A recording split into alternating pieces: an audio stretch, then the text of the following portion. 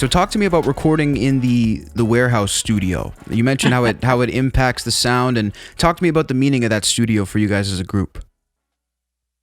You want to take the lead, Dave?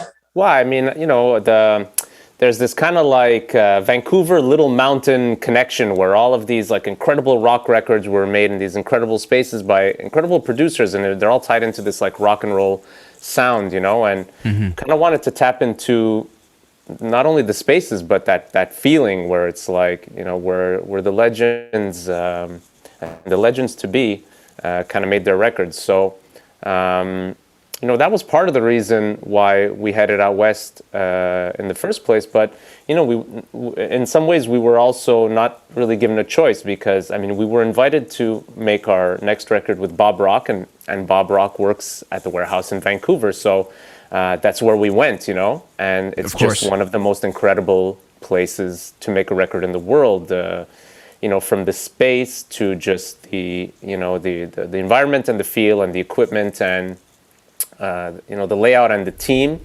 It's if anybody gets the luxury and the honor to record in this way, you really feel like a rock star and you play like a rock star.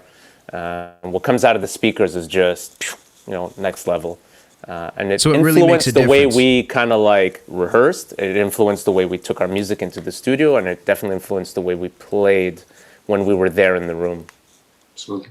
Yeah, definitely. It was like, this is for real. Now we're here. You hear the drums 30 feet into the ceiling, fucking vibrating. You're like, okay, wow. We're making a record. So you guys could all feel that energy. Oh yeah. Yeah, absolutely. Also, like let's not forget that. With all due respect, you have to. I'm a guitar player. You have to play guitar in front of Bob Rock. It's like it's nerve-wracking. Yeah, a tad bit nervous. All these legends. He just, you have to like stand there and do your best and hope for the best, But after an hour or two with the guy, just like all the walls were broken, and he's just such a good Canadian boy and a nice guy, and we had a great time together.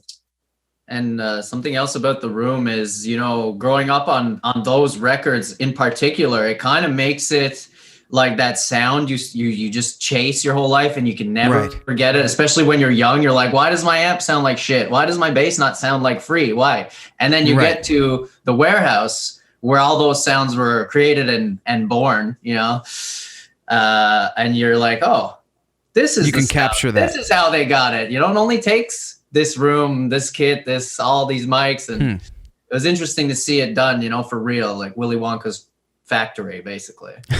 That's really interesting, though. So it almost changed your perspective on how music was made, in a sense, or helped evolve it. Yeah, well, it'll help us achieve those tones that we might not have achieved because of that room, that gear, that system of working with Bob, how he... It's like, after one take, he'll go to Tom like, how about you try this guitar? And then it takes 15 minutes for the assistant to go deep into the warehouse to pick up a guitar from like 1950 that's still got the dust on it, And then that was it. That was the sound, Wow.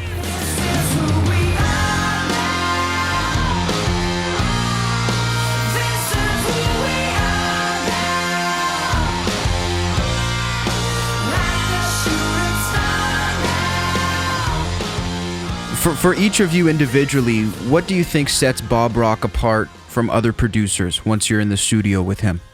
I'll go first. I think his vast knowledge of music is one thing, that's for sure. Yeah. But I'm not going to touch on that. I think what really, really sets him apart is his personality and who he is as a person. And it takes somebody special to know how to push the buttons in the studios and how to set up the mics and whatever. But it takes a real genius to get an amazing performance out of an artist, and that's where a producer. That's the difference between a good producer and a great producer. And Bob definitely knows how to do that. He knows how to get into you and get out what he needs. So that's my point. Without causing trouble, without like any drama or anything, he's like a ghost. He's in and out. It's amazing. He's not one of the producers that's sort of like beating the artist over the head, so to speak. You hear a lot of that too. No, not us anyway. Not us. for us, like it felt. I remember from the first call with him, like we spoke before, like he heard the music, he heard our demos, and then like we were talking about actually going in and what we needed to, to kind of just for like, I remember our initial first conversation with him where we're all sort of giddy and nervous and feeling like little, teenagers.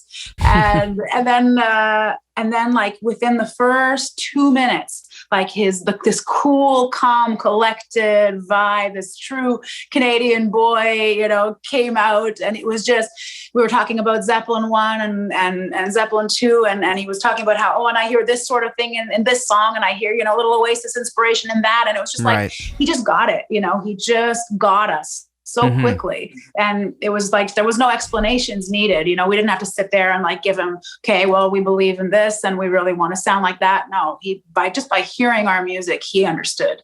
And that's when I knew like this was going to be magic, because there, you don't need to explain. If the music just speaks for itself, then there's not that much to talk about. It's just, let's go and play, Wow, that's pretty incredible. I mean, as an artist, that must be so very freeing when you're in that environment. Dave, what about you? So. I think the thing that like I took, one of the things, without like stepping on everybody's comments, I mean, one of the takeaways for me is that I think everyone who stepped into the room with Bob, the four of us, the team, his assistant, and everybody's just operating at the highest level, There was no fucking around, not from the band, not from the assistants, not from the studio, not from Bob. He worked impossibly hard, as did the assistants. We had an incredibly smooth and productive and efficient session. It was, it was a little mind-boggling looking back how much we got done with Bob in the short amount of time that we had. And you could tell that everyone was working as hard as they possibly could for us and for Bob, and for the music. And Bob included, he was first there in the morning, last out the door at night. He put in the extra hours. Not to say that I didn't expect that, but, I wasn't expecting as much, It superseded any expectations. Definitely. Real hardworking guy, and we benefited from that.